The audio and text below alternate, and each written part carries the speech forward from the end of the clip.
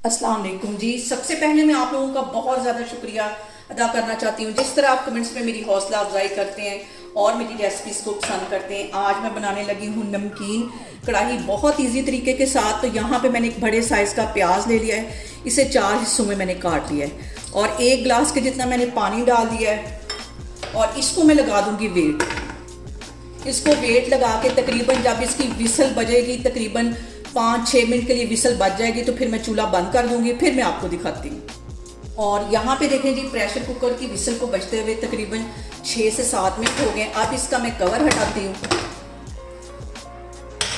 और प्याज जो हमारा है ये अच्छी तरह गल गया है। इसको मैं एक बाउल में शिफ्ट करती हूँ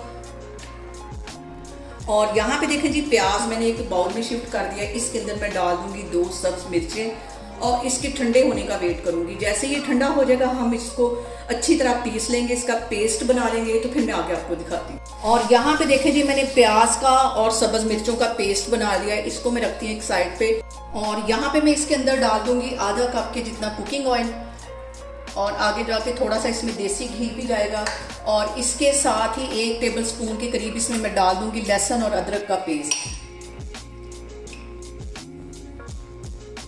और इसके साथ ही मैं डाल दूंगी तकरीबन 1 किलो ये चिकन है, ये इसमें चला जाएगा।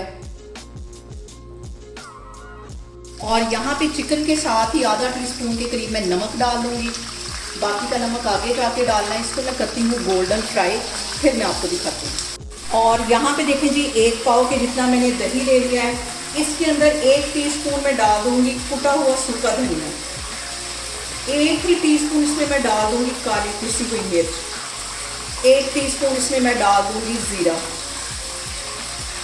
आधा टीस्पून इसमें मैं डाल दूंगी गरम मसाला और आधा ही टीस्पून इसमें मैं डाल दूंगी नमक का, क्योंकि आधा टीस्पून मैं पहले डाल चुकी हूँ। इन सारी चीज़ों को हमने अच्छी तरह मिक्स कर लेना है। और यहाँ पे देखिए जी, चिकन हमारा अच्छा सा फ्राई हो गया है। अब इसके अंदर ये प्याज और सब्ज़ मिर्चों का जो मैंने पेस्ट बना के रखा हुआ था ये इसमें चला जाएगा। अच्छी तरह बाउल को साफ कर लेना है, ये इसके अंदर चला जाएगा। और प्याज डालने के बाद इसको कम से कम हमने 4-5 मिनट के लिए अच्छी तरह भूनना है। हालांकि हमने प्याज को गला लिया है, लेकिन इस पॉइंट पे भी भूनना बहुत ज़रूरी है।